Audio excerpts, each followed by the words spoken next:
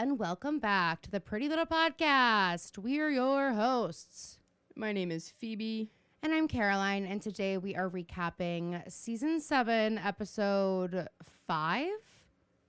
6? I think so. I forgot to write that part down. Of Pretty Little Liars. I wrote Season 7 episode, and then I didn't write anything. You didn't write the name? No, I think it's Episode 6.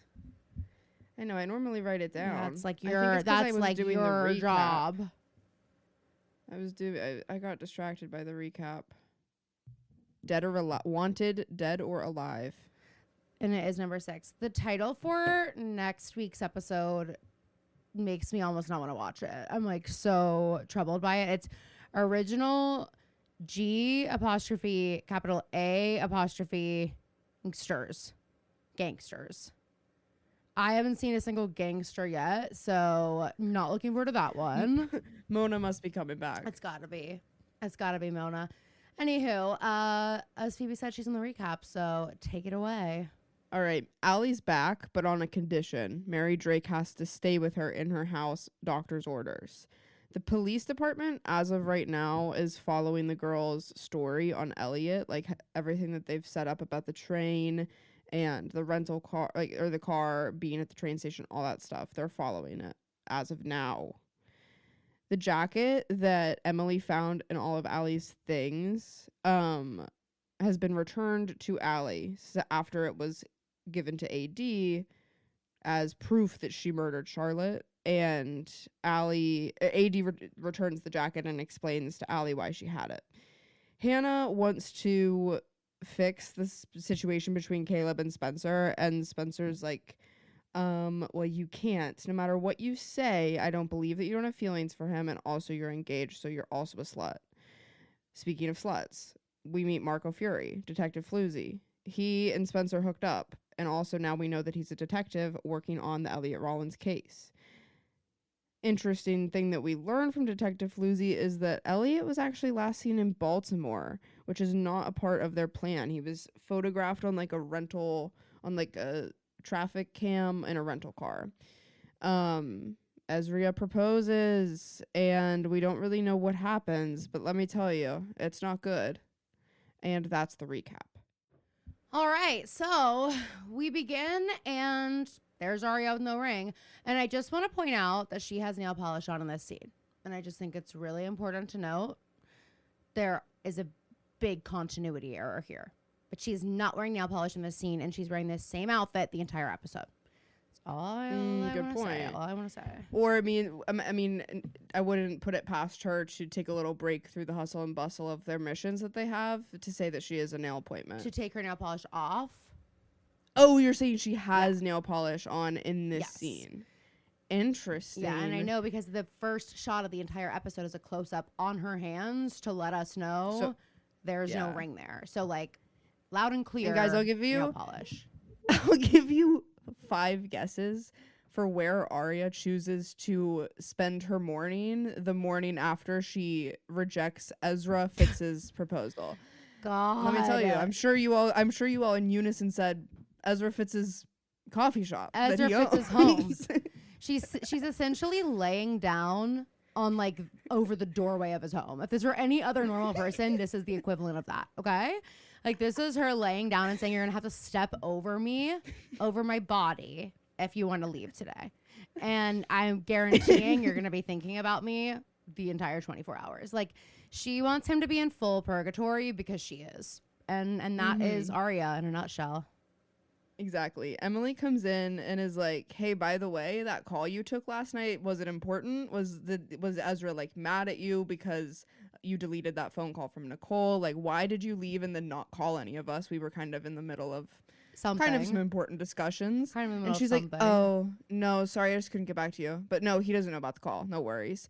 And then him and Spencer enter, and Hannah is carrying a massive, like, burlap bag with stenciled on it. I meant to look this up because I'm pretty sure this was, like, a massive, like, brand or trend or, like, a Tom's kind of thing. That's what I was thinking. But I'm going to get it. Because it is, like, if it is, it's very Hannah. Feed. Fashion that gives back. When you choose Feed, you invest in a child's future. Blah, blah. It was a really big thing I remember around the same time that Tom's was a big thing, and their mission is to give like meals to kids. So every time you buy a bag, but they're not like cheap bags. Not that Tom's were cheap, but they're like over $100. So this was like a massive environmental queen. And I'm kind of like, this is the loudest like brand sentiment we've like ever seen on this show. Like, they don't wear branded clothes. I mean, Hannah's heels are all painted red on the bottom, so like I guess that's a nod to that. But like the feed bag is just funny because it feels more like in your face, and like, but it's also like an everyday brand that like it's expensive, but it's not like inaccessible. Whereas like a Louboutin, like, you know, every show is gonna mention Louboutins is like not that, but like for it to be like, it's as if they're like, oh, I need to grab my Toms.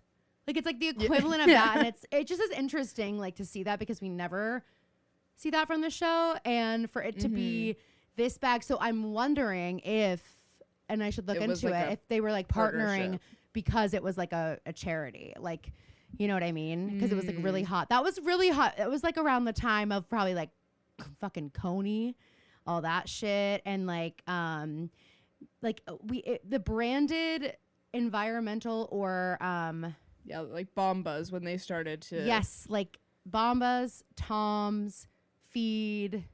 I'm thinking of a bunch more, but they were like, it was like the hot thing to have. It was like buy one, give one. Yeah, but it's just kind of funny that it was so commodified. Like, I wonder how much good it actually did. I'm sure it did a lot of good, but it's so funny that it became like, I don't know. Toms are trying to come back. They're making sneakers now. Okay, well, that's fine. I was a Tom's queen, but like looking back, what was I thinking? They were not comfortable. Literally not comfortable at all. And like they provided literally as if you had like a piece of cardboard under your foot. Like, and I guess a piece of cardboard, and then you wrapped it in like gauze around your foot. Yes, absolutely gauze. And like it, yeah.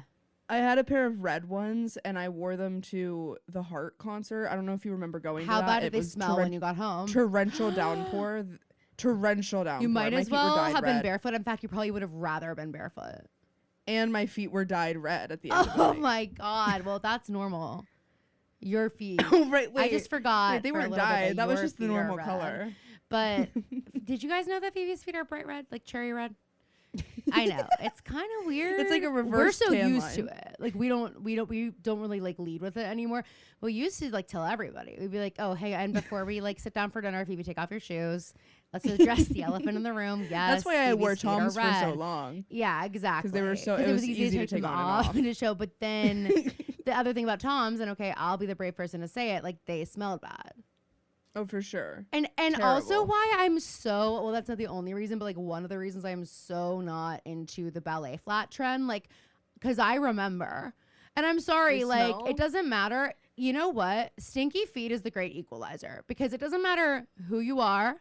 Doesn't matter if you love him or capital H-I-M. You know what I'm saying? Like, you're going to have stinky feet at some point. And there's also nothing more like debilitatingly embarrassing. What if you go to someone's house and they're a take your shoes off house?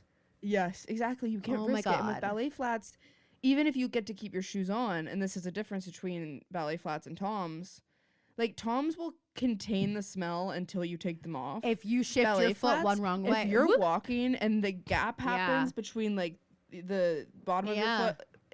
Sorry, the whole room smells. Like, everyone's like, what is that? And it's not the smell of a fart. You can't even be like, I farted.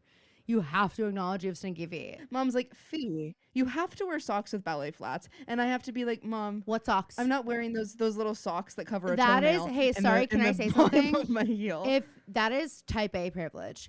If you are the type of person who has different, I'm talking to you, Chloe. If you're the type of person who has different socks for different shoes, fuck you.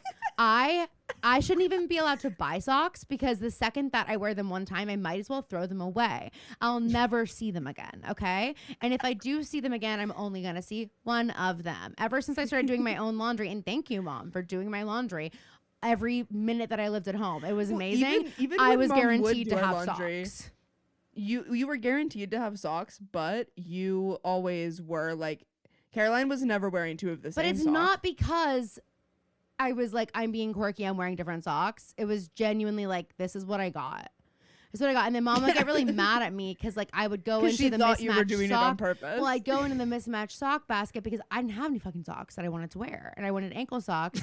And I was like, I don't know where they all go. And part of that is I wasn't throwing my clothes down. I mean, look, guys, there's like a lot of history here.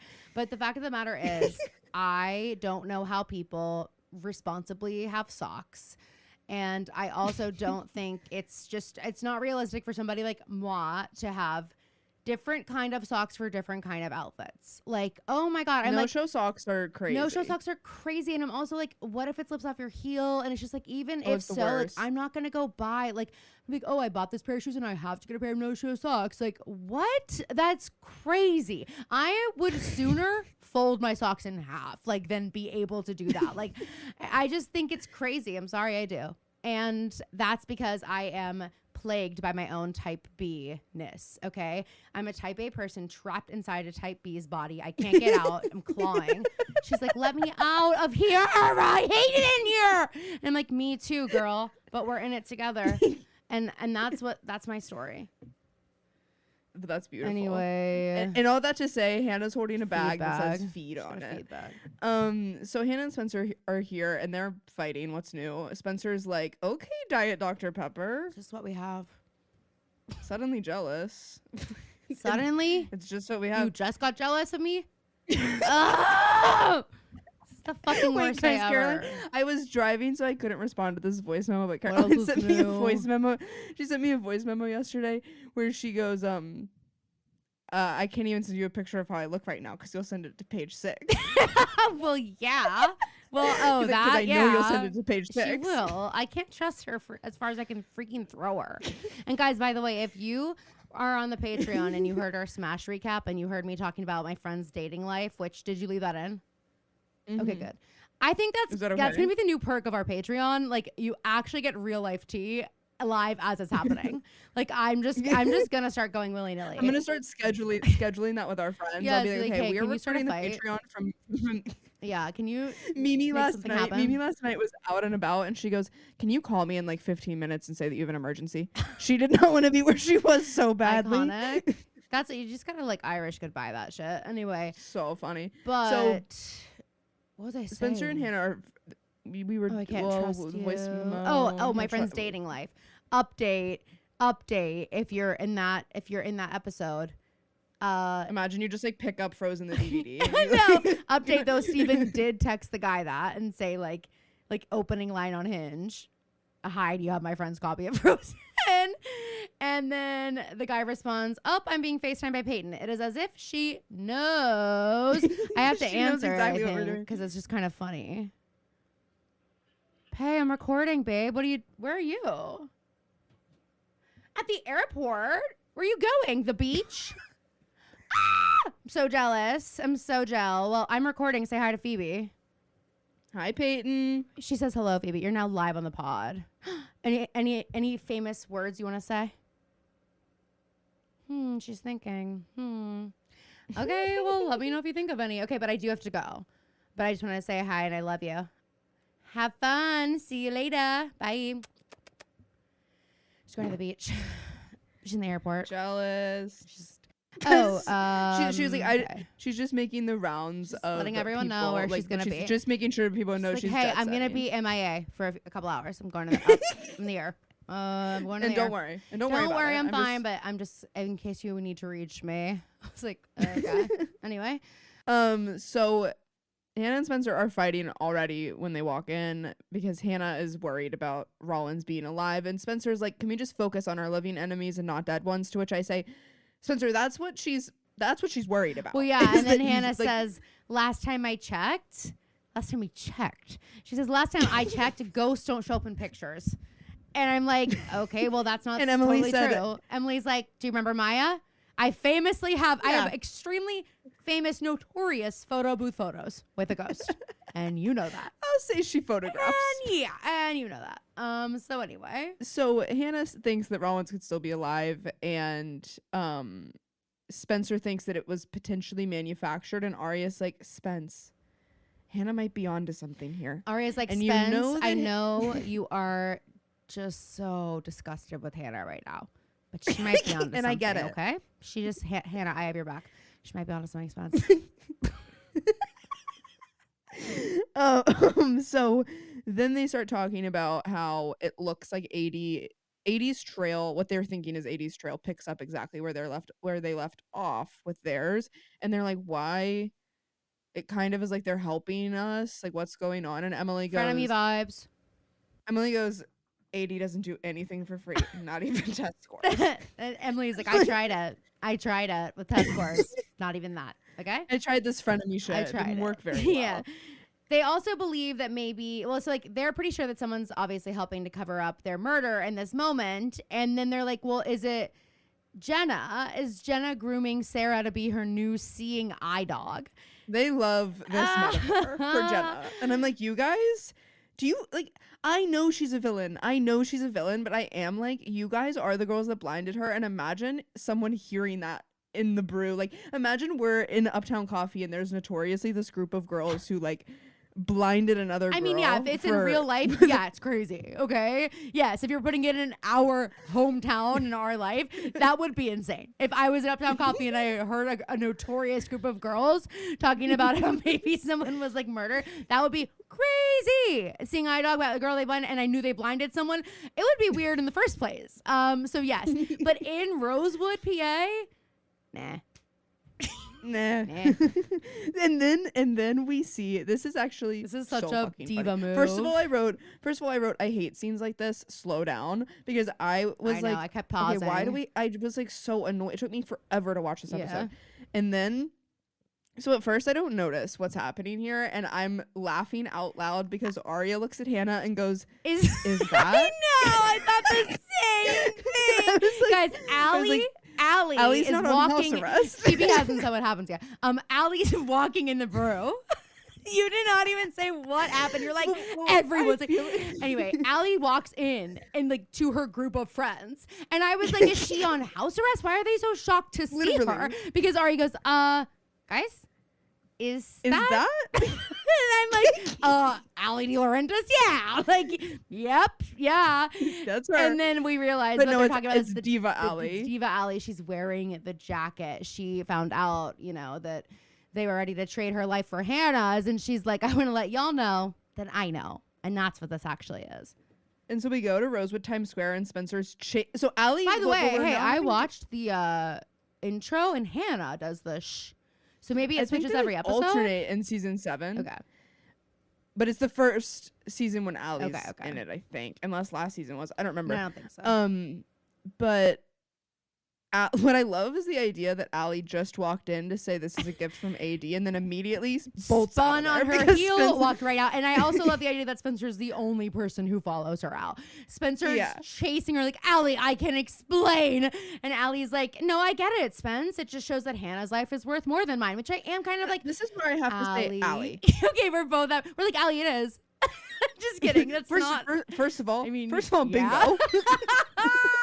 First of all, Bingo was his name, Allie. You're the one who married this fucking doctor. Sue us for thinking you were safe with him.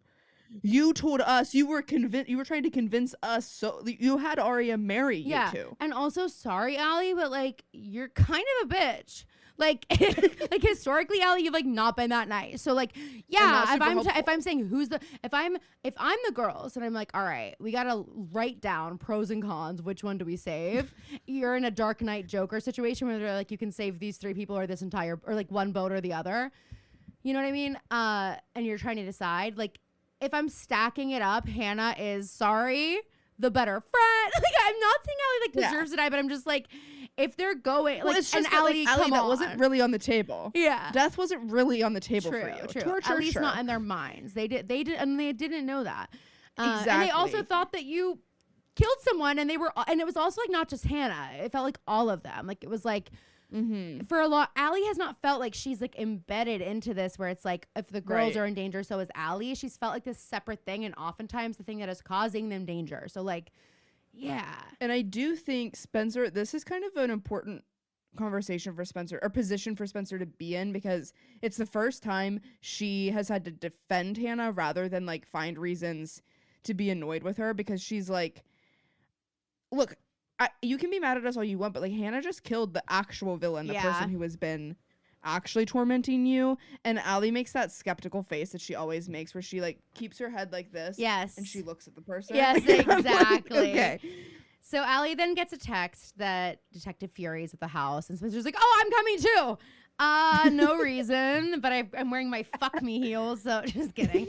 And then they're like, she's like, and by the way, Allie, like, you live with Mary Drake, you live with the enemy. She probably put the jacket in your room to help you find it. Like, she's who we should be worried about. So I'm gonna come with you so I can like be here for this, whatever. So we go back to the girls, and Emily's like, I should have gone after Allie, and Aria's like, oh my god, this again.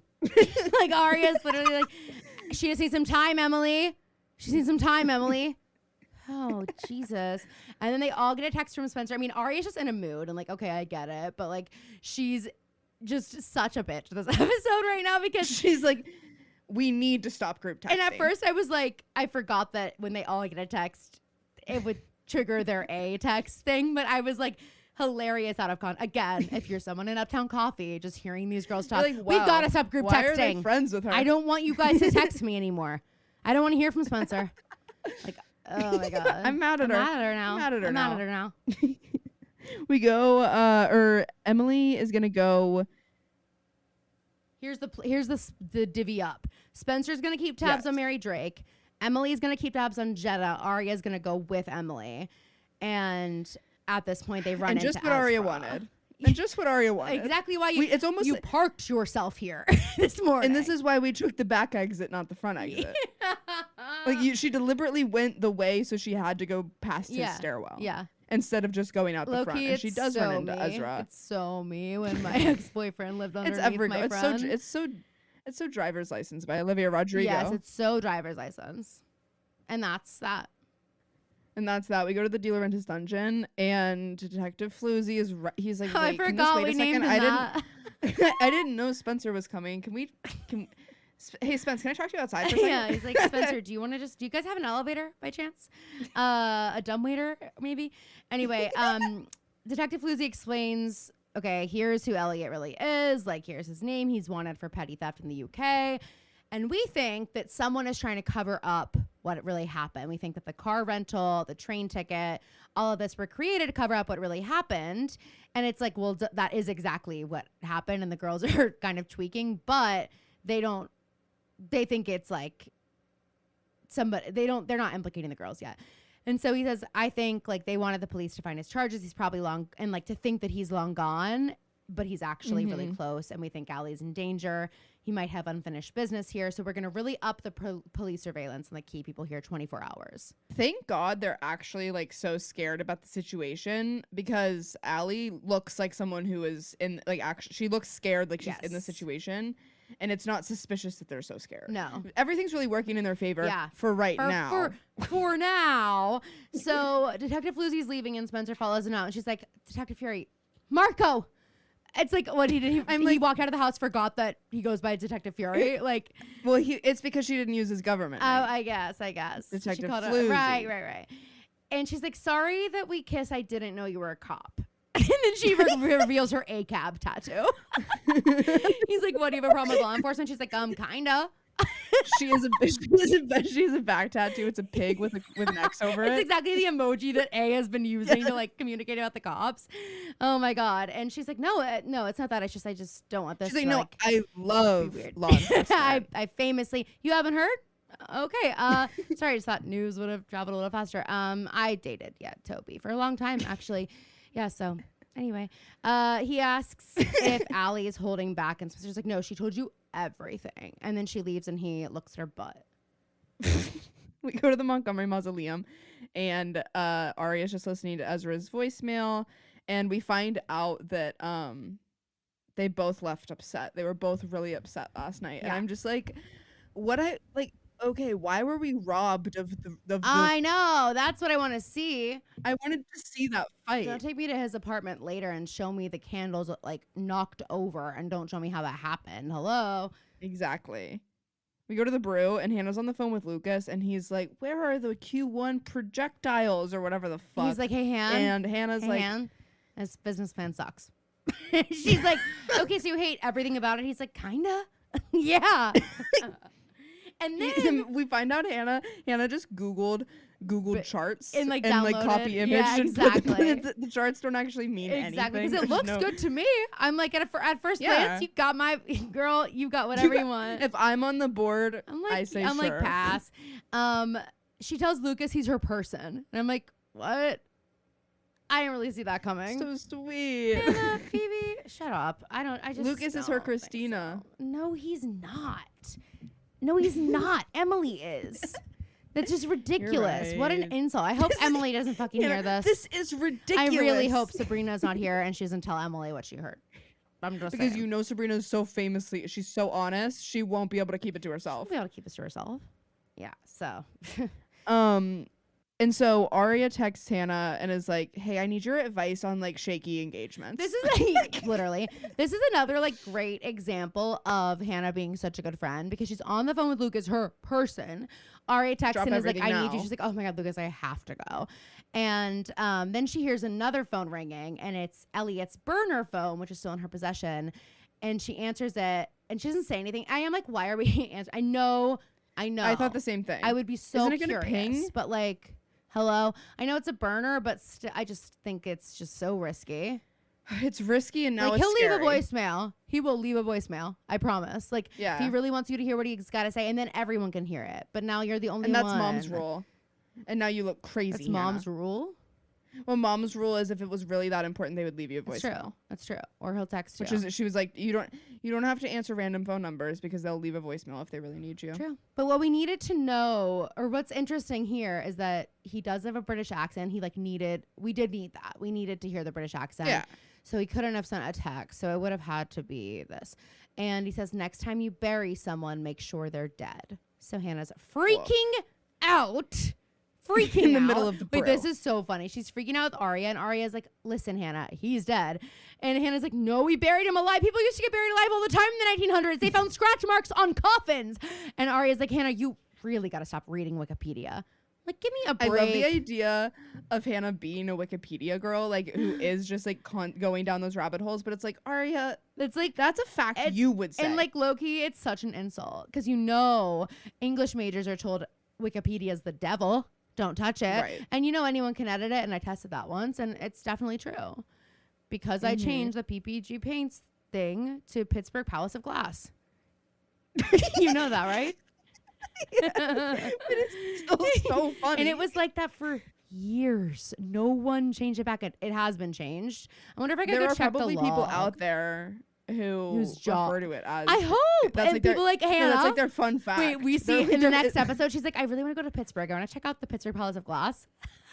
You guys heard of it? And I'm like, oh my God. Gorgeous. And Aria's like, I told you, Hannah, like enough with Wikipedia. But like literally, that's how easy it was, you guys. I duped all these people into thinking it's Pittsburgh Palace of Glass. All these people believe it now. By the way, I want to tell you, I just ordered a drama Drunk John because there's probably still open now. Again. So I should say, yeah, you guys, if you, I don't even know if I posted my check one. I need to.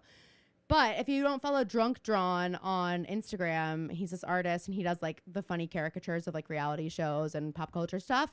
And he does pet portraits, and Anthony surprised me with one of Charleston. It's so fucking cute. And so I got one of Drama.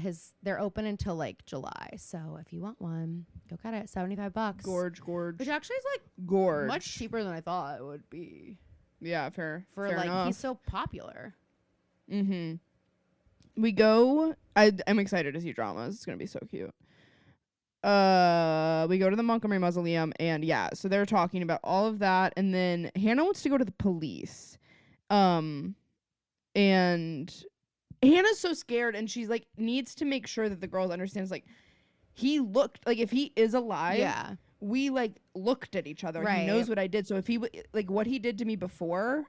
What's he gonna do now that he knows that I like killed him or tried to kill him, and then and she like runs away. She's like in the middle of this conversation with Aria, runs away, and I guess to go to the police station. And then Ezra calls Aria, and then we see Ezra. We go to the Radley. He's there, and he's trying to get a hold of Aria. She's not answering his calls, and Emily brings him an iced tea, and he's like, "Has Aria said anything to you?"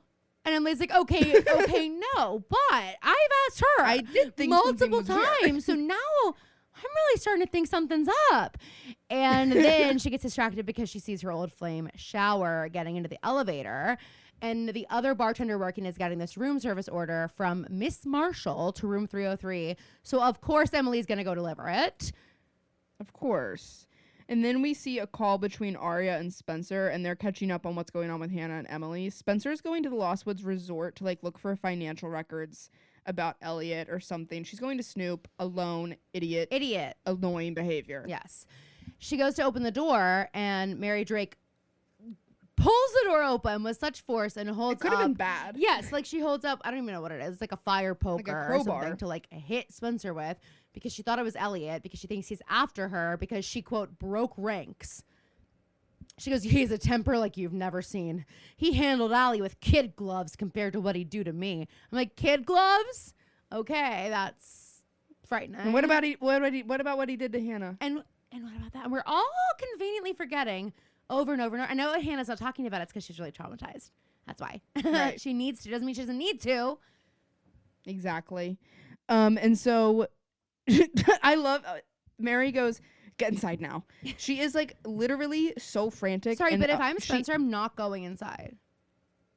No. Like, I'm like, hello. oh, sorry. I'm out of here. I'm sorry. I'm scared of you. You're bad news, lady.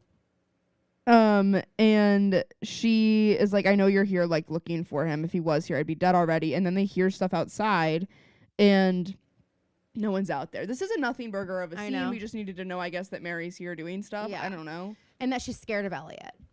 So Hannah is in Louboutins on the steps of the palace, Rosewood PD, and Aria runs up, and she's like, oh, thank God you didn't do it. Oh, thank God you didn't tell them.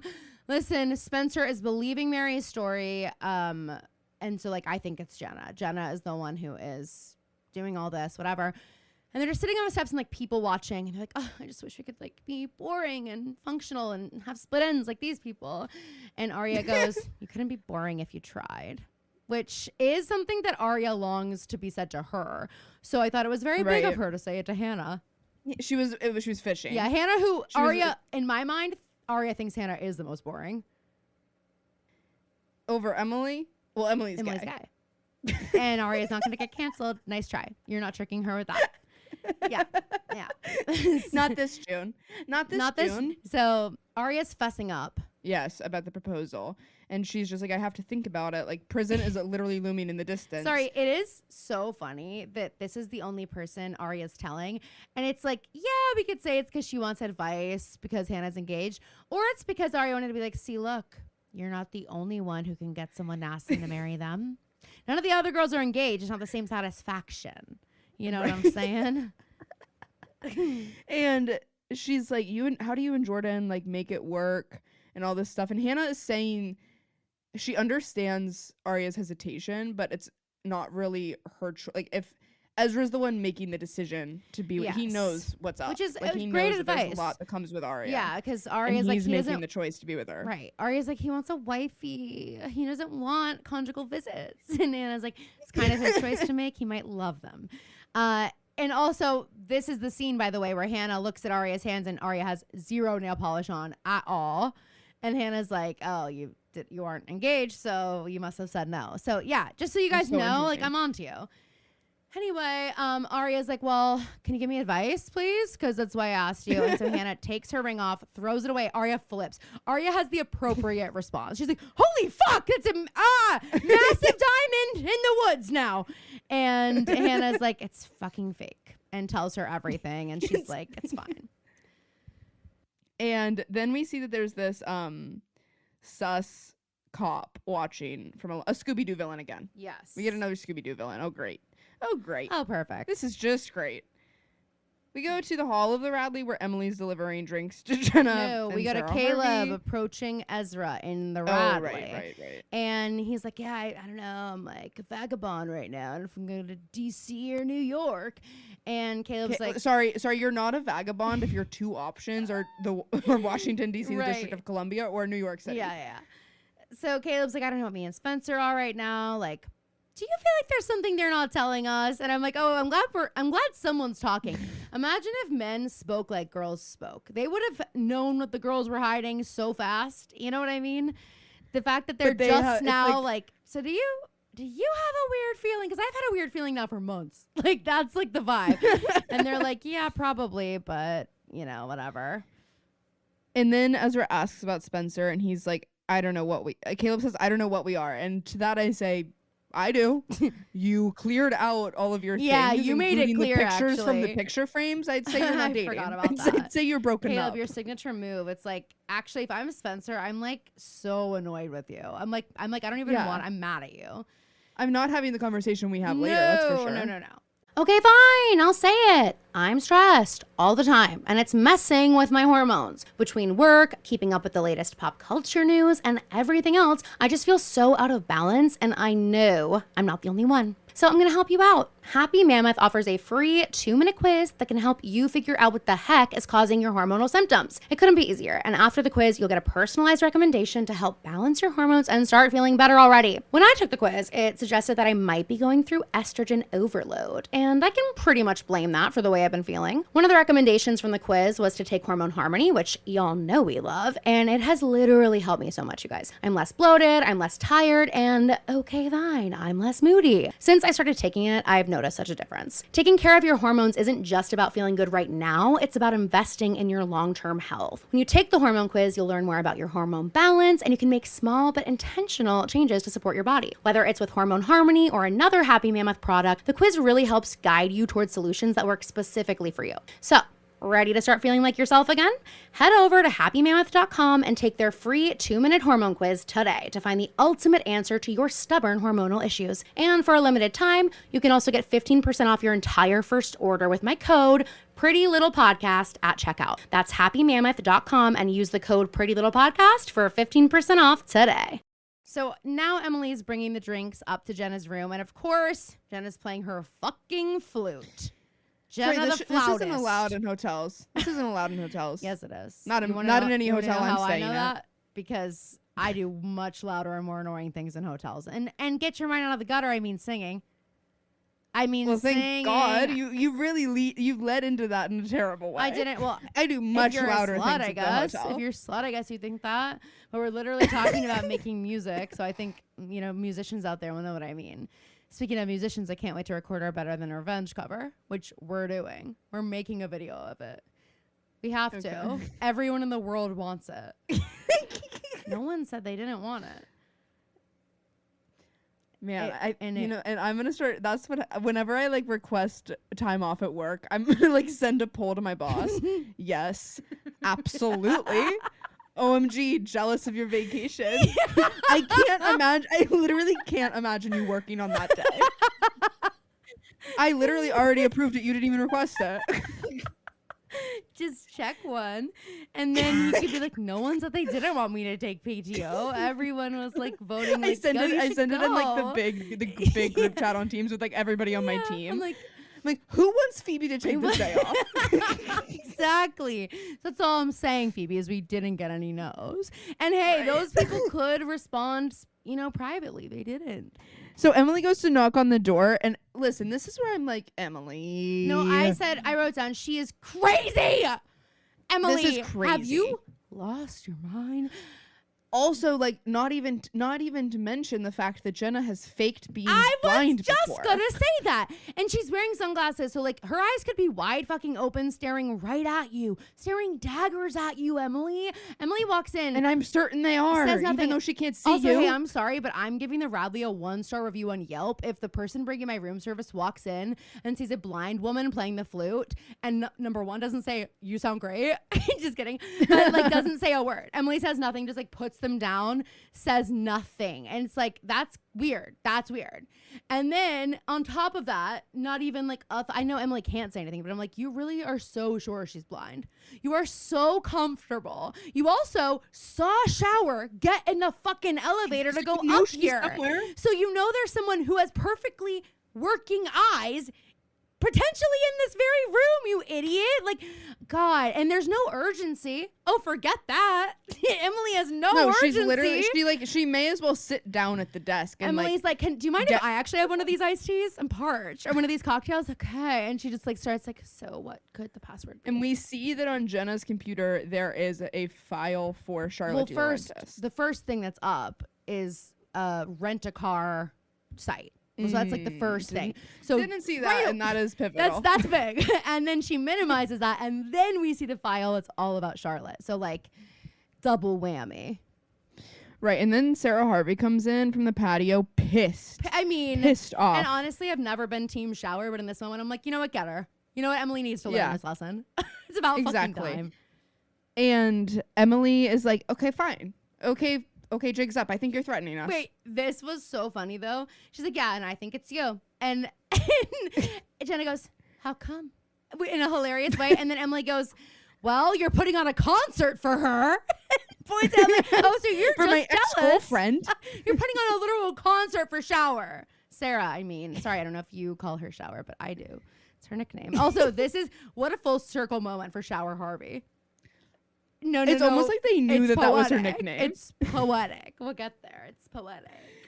And so basically Sarah says, this is where I'm like, it's almost believable what Sarah's saying. She said, I meant what I said. Like, I have been protecting you. I care about you. We're looking for the same thing as you. Yeah. This is when they're out in the hall, I guess. And Emily's like, well, it has nothing to do with you. Like, it's my business. How do you know? And she says, Elliot, well, so basically, okay, we get this flashback. Let's just cut right to it. We get this crazy Charlotte flashback. Was Jenna's friend. Jenna and Charlotte were besties. And so Jenna was like, you know what? I'm going to help you get out of here, Charlotte. I'm going to bring this guy who's not a doctor. He's actually like on the run, wanted for petty theft in the UK. I'm going to bring him here. He's really good with latex. He's going to make a bunch of masks. That'll come in later. Okay, but anyway, he's going to be here. We're going to fake it. We got this dead doctor. We're going to give him the name of Dr. Elliot Rollins.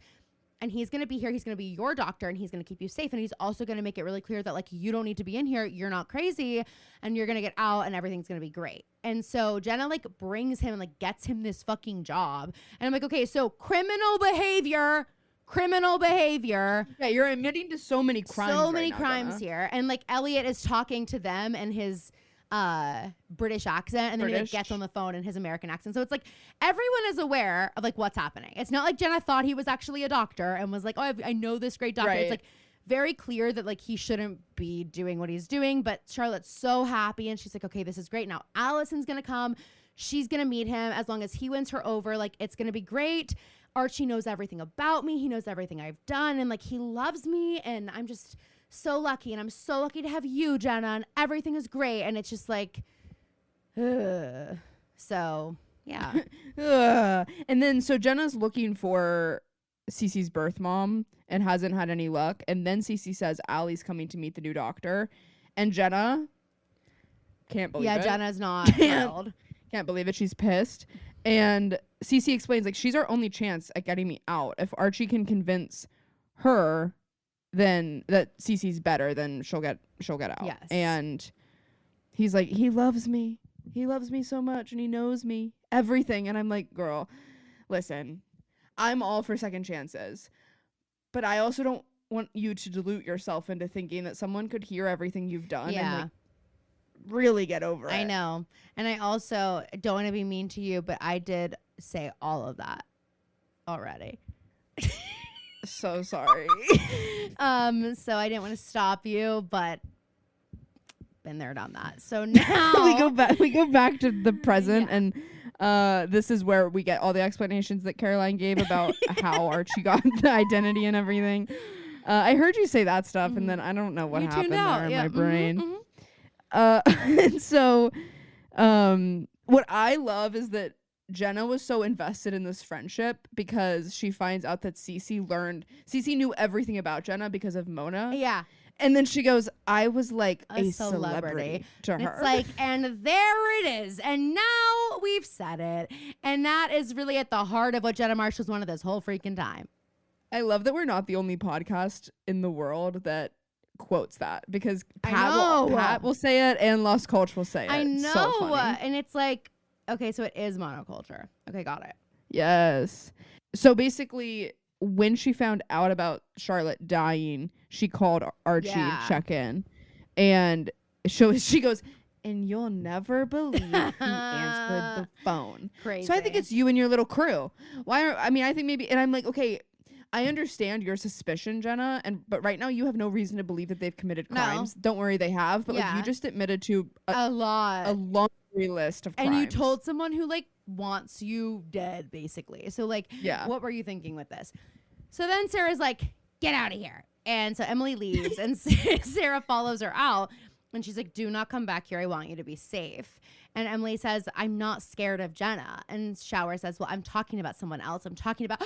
And then Jenna yanks her leash and pulls her back in. Sarah, get back in here, you. dog.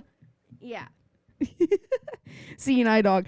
We go back to the barn, and Spencer gets a "Can we talk" text from Hannah, and then we hear Caleb's voice. Oh, and it's like, I'm actually already talking. And I'm just like, wait, to Caleb.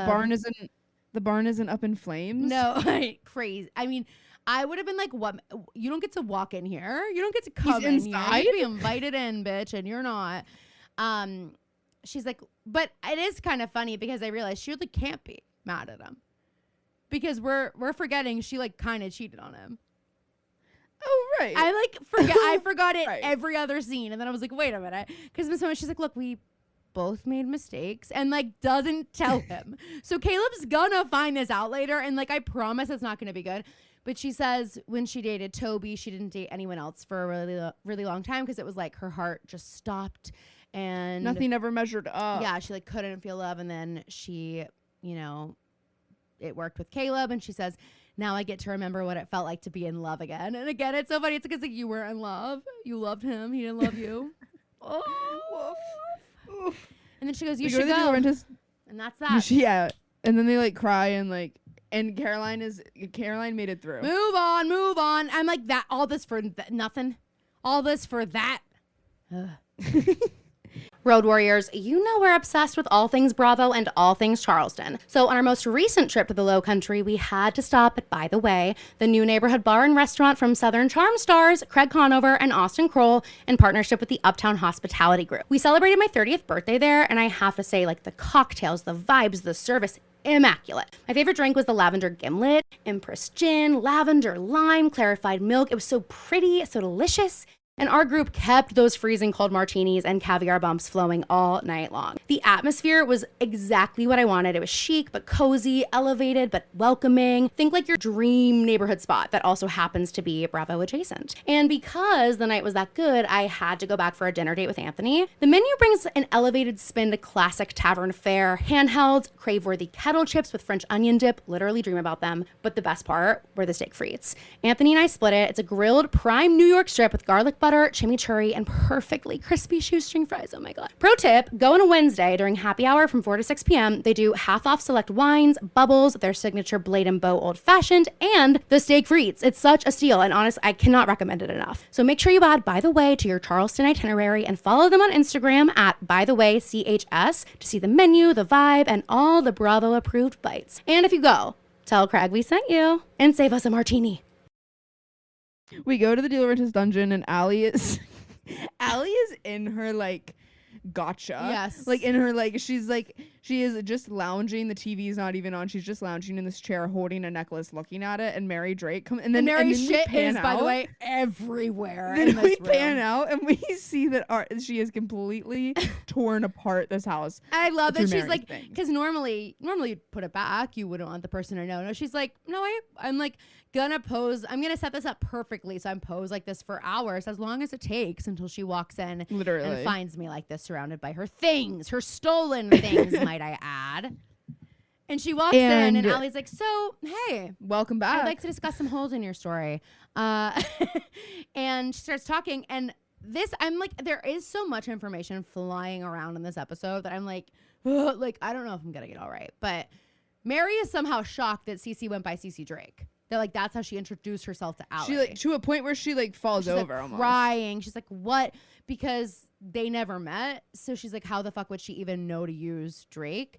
And then she's like, wait, maybe she knew about me. Ah! It's like, okay, Cece's the celebrity now. It was Jenna, now it's Cece. She shows us the scar from when Cece and her did meet. Arguably, you guys did meet. I thought the same thing. I was like, okay, so did you give birth to her or not? Like, because I think you met. But also, I guess she hasn't met Cece. She met Charles. That's a good point. But I do think it's like I didn't have to see your belly. No, I believed that you were I her believe mom. that you were her mom. I believe that you could have just been like, I like had a C-section kind of. The doctor wasn't patient, and when she didn't come out, he ripped. It was just like a little like, did we need this and she like detail? pulls it up. I'm like, Probably okay, not. we get it. You're fit. Like what? Okay, fine. And we find out that Jessica basically stole Charles immediately after he was born and didn't even let Mary hold him. And Allie is holding a necklace that allegedly Jessica took from Mary, even though Allie thinks because Mary at the took it start from of the Jess. scene, Mary's like, why would you go through my things? And Allie says, well, you should know better than to steal my mom's stuff. Yeah. And this so is my she mommy's. thinks the necklace. Yeah, she's like, this isn't yours. Okay, so now we go to Ezra's, and again we see the aftermath. We see all the candles like knocked the hell over. I'm like, I want to know what went down here. And Aria shows up, and he's like, okay, or she says, I want to marry you. I want to say yes. There's just something that might make you wish you never asked me. So she's gonna fully tell him everything. Ready. At the start of the scene, he's basically ready to like completely like go back to the drawing board of like their whole relationship. He's pretend like, it never happened. Like, okay, we are in completely different places. Yeah. We will go back. I will We'll ask you just on a date. I will court you. Which like again, I'm not an Ezra stan at all. If you guys didn't know that, but I am. It's just kind of that moment of like, I look at them now and seeing them the same age. I'm like, I mean, of course they always understood their chemistry. Like they couldn't have cast two people who like connect better. Ezra likable. Like they made him likable. So it's at this point in the series where they are, it would like if they didn't meet when she was in high school and they met as adults, it would make sense to like, me. And they're a cute. But the thing is, like, I know he's a weirdo, you know. So it's like, but also, I didn't think they were gonna get married right now. I didn't think they were like in the place. Like you guys, like Aria, you had a serious boyfriend like 5 minutes ago. Like I thought we were still friends with benefits. Yeah, exactly. Like I thought we had a slip. You know what I mean? I didn't think we were getting fully married. We were slipping down the aisle. Right, exactly. The book has really brought them together. Yeah. And Aria says we should sit down if we're gonna have this conversation. We go to the Dolorentis dungeon, and Allie's catching Emily up on everything that she's learned about Cece, and Emily vice versa. And Emily is sitting fully 6 feet away from Allie. Like Allie doesn't even want to look at Emily. No. And I'm just like, Allie. But there was a moment that I was like, no fucking way, because we're in the middle of this and she's like all upset. She's like, everything Cece said to me was a lie. It was a stepping stone so she could get out. I know we had the same thought here. And then there's like a brief pause and Allie points to the couch behind them that they're not sitting on for some reason. And goes, we had our first kiss right here. And I was like, oh my God, thinking she was talking about Emily. And I was like, this is crazy, Allie. And then she goes, yeah, me and Elliot, like blah, blah, blah. And I'm like, Emily, you know, also like her heart was like in her throat. She's like, that's not where our first kiss was. But if you want to, fine. Maybe we had a kiss I forgot about. Sure. It was right there. Like it's totally possible. And we find out that Archie and Allie had their first kiss while Cece was in the house. Insane. Like the first, I'm like, okay, this girl is mentally ill and you're risking kissing. I know, well, also, I know she wasn't better though. That's the thing. Is like now, especially that we know that Archie it was this big ruse to get her out. Like she wasn't better. So it's not even like we're being like, oh well, you know, like she never had a chance. Yeah, she didn't like recover and she was like stable. It was like she was still low key crazy and she's in this house and like you know that Archie knows that. So it's just weird. So then Emily like gets up to move closer to Allie and Allie goes, don't. Okay, I misread the situation and I'm out of here. Oh my God. And Allie's like, Spencer explained everything, by the way. Spencer told me that you were gonna trade my life for Hannah's. And Emily's like, well, she left something out. We're so sorry. I'm so sorry. Sorry. Yeah, I'm so sorry. And then she leaves. And as she's leaving, we see the cop in the driver's seat. And yeah, that's a skin mask if I've ever seen one. Yeah. Because he like adjusts it a little bit. But even before he did, I was like, yeah, that's not real skin. Oh, for sure. Scooby-Doo villain. We go to the park Caleb and Hannah's park, but it's Spencer and Hannah. Interesting. And it's nighttime. They're sharing a single beer bottle. Yeah. Yeah, huh? They're taking swigs of it like it's like a bottle of wine they're splitting. I know. I thought the same thing. It's I was like, okay. It's just a single I thought we're bottle getting a of great beer. buzz from this. Yeah. Hannah explains to Spencer that she lied about the ring, and Spencer's explaining that she and Caleb are officially done. And Hannah asks if she's okay, and Spencer says, "I absolutely will be. Absolutely will be." Okay. And then Spencer, I'm like, how quickly things move here. I forget all the time. Spencer's like, by the way, you should call Caleb and tell him about Jordan. You should hit that. Spencer's like, okay, call me crazy. You should hit that. Spencer immediately goes into like slut mode. Yeah. She's like, and can we talk about it? It's so good. She's like, I mean, if you ever need a third, I'm just saying. I have a lot of experience. I know what he likes. Not that you don't. I mean, but it might be different now. I've taught him a few things. Anyway, so Hannah's like, by the way, when I was kidnapped by Archie, I had a dream about you, and like you helped me then, and like you helped me with everything you taught me over the years, and blah blah blah. And it's like a really sweet moment between them. Yeah. And then Elliot's burner phone starts ringing. Great. Oh, perfect. And it says, first you turn her in, then you leave her all alone. Stupid bitches. You didn't include the stupid bitches part? I guess I didn't. How the hell do you omit stupid bitches from that text? That's crazy. That's crazy. It was a voicemail. I thought, yeah, okay. I thought you were then even worse. Even worse because I know you don't read as fast as me. Whoa. But okay, anyway. Stupid bitches. So Hannah calls Allie. She's like, we think Elliot's at your house. And I'm like, okay, Emily. Emily should have been the first. Sorry, Emily should have been the first call because Emily's the athlete. She would be racing back over to that house. Yeah. Allie goes outside and asks the officer to come inside. I'm like, girl, I cannot. Oh, great. She's like, hi, officer. My friends think Archer Dunhill could be on his way, so can you wait inside? Thanks. And he comes inside with her, and then he vanishes. He's gone. And she's like, hello, Petey? You're supposed to be by my side protecting me. Allie, this episode is giving the energy of Jenny Slate in her comedy special when she is like, all right, meeting started. JK, we're already done. Get to bed. Yes, exactly. Anthony's new favorite thing, and it's so funny because we haven't watched it in so long, but he's been obsessed with saying, and Gronk, if I get the toy, I'll give it to you. He's been like obsessed with saying it, but he keeps getting it wrong. He keeps saying if I get the ball, and I'm like, no, it's if I get the toy.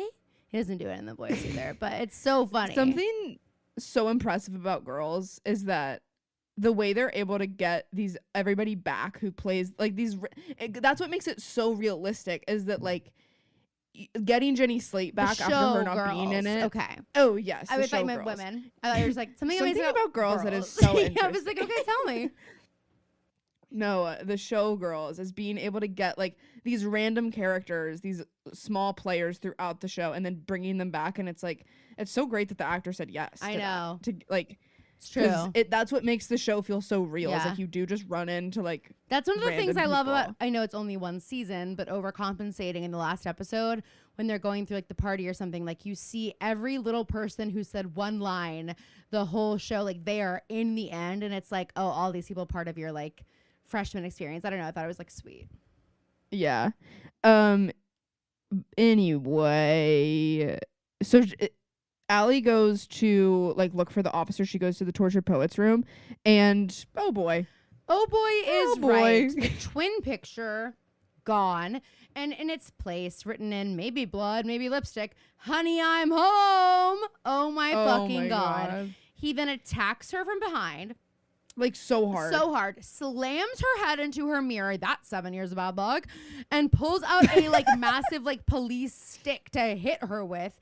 At which point the real cops show up. No, it was not a sword. Oh my God! If that had been a sword, it was not a sword. You might have seen it like glinting.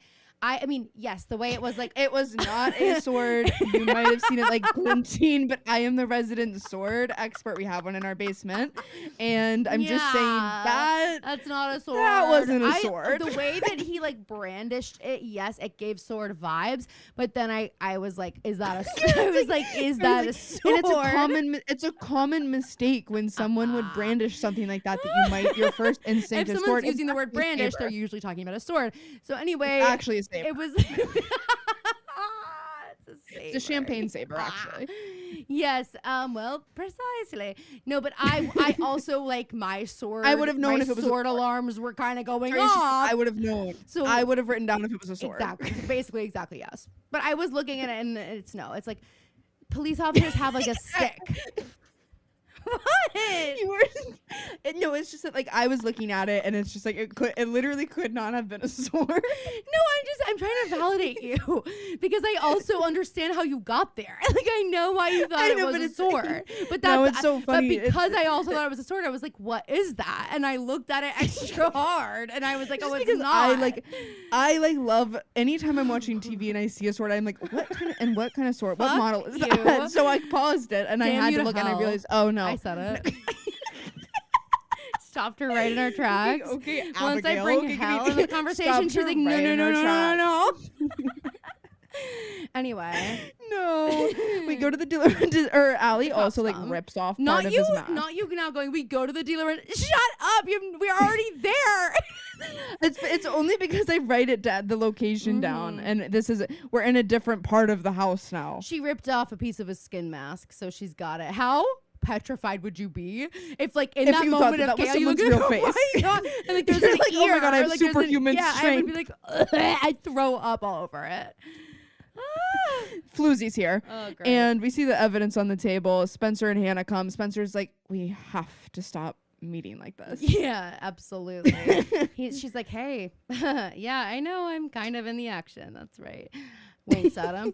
Anyway, okay. They go see Allie and they think it's really him. They're like, okay, he is alive. He is alive and well. Yes. Then we go to Ezra's loft and Hannah lets Aria know on the phone that he could still be out there and that Allie's okay. And then Aria says to Ezra something about it and she uses the name Archer. So we know now she's told him everything. Like he's aware.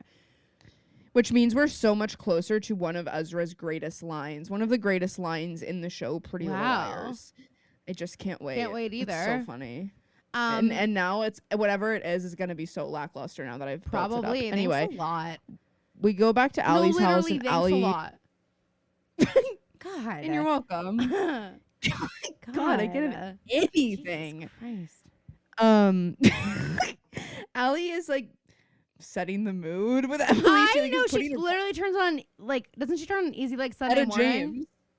It's some Etta James song, but it's like I think it's I'd Rather Go Blind, which is ironic because Jenna's back.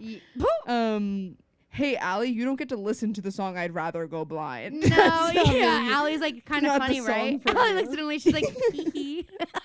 She turns it on for Archer. She's like, you'll never believe this. The story's actually crazy. And she turns it on. Archer goes, how could you? And she's like, what? I haven't told you that story. And that's the first moment that she should have known. Yes. It's giving. Allie's about to be like, will you dance with me? It is. It's giving they're about to have a love moment. They don't, but it does seem like they're gonna. Allie apologizes and she's like, obviously. She makes a really astute observation. She's like, Archer knew that if I would push you guys away if I knew this and I would be vulnerable. Specifically Emily.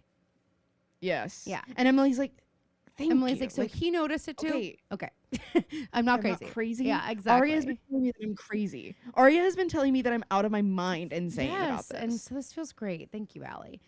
Ezra proposes to Aria again, and she says yes this time. And I just want to say, like, it would have been better if it was the first one. Because this was just, like, such a lackluster, like... Also, Ezra Fitz picks Aria up, and at first she has her legs, like, bent, so she's like spinning and twirling in a normal way, and then she just sticks them straight down and he's just like he's just carrying her like it's so funny, and she's so short, she's so small. Then we go to the Radley and Alley Cat Harvey's back, Alley Cat Harvey is back. She's in a beanie. She's in a beanie and she's in her leather little fit. Alley Cat Harvey is unbelievable. Oh my god. She's on the quick escape. She's about to be on the lam. You can tell. Yeah, she's trying to flee. You're total. You.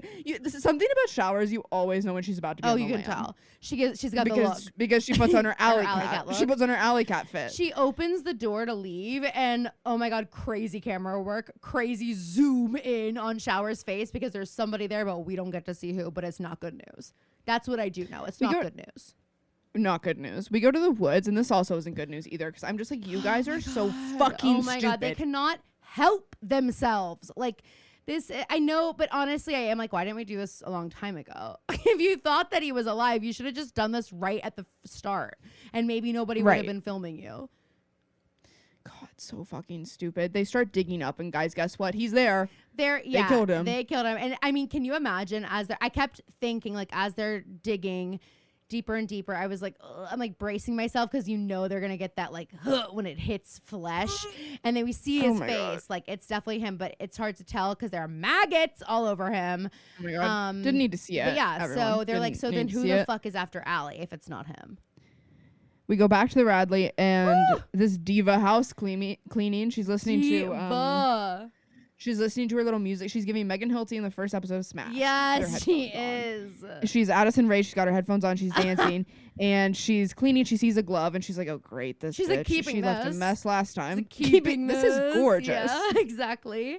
This was wild. Then she hears the shower is going and she's she doesn't hear it. She doesn't hear it at all because her headphones are on.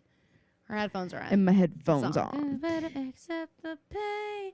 Need a cigarette to make me feel better. That is the question. Are cigarettes back? Like, hey, they're not, but like, are they back? They're in two hit songs. Like, what was that? And headphones on. People keep talking about it too. They're like, can we not do this? Like, cigarettes are gonna come back in. I'm like, oh my god. They're so, like the second we start smoking inside again. No, that's not happening again. I don't think. I'm out. I don't think that will ever happen again.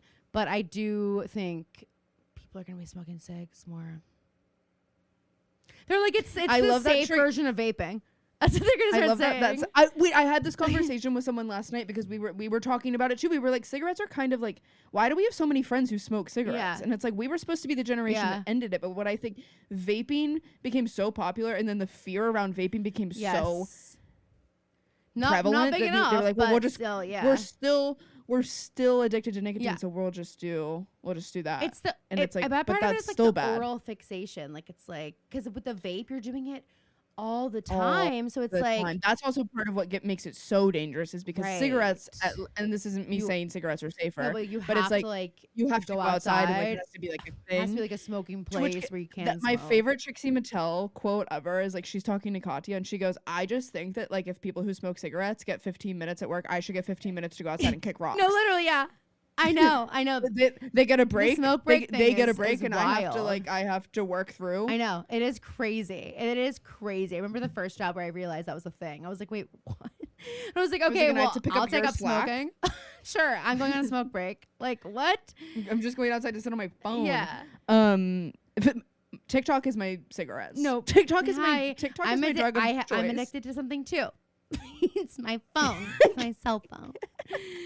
Anyway, but it is interesting. Like but I feel like it's so much harder to break because like that's what they used to say. Like when you smoke cigarettes, like replace it with something. So like a lot of people would like gain a lot of weight when they would quit smoking because they would be eating instead. Imagine with vaping, like the constant need to have something in your mouth. It's like sucking your fucking thumb.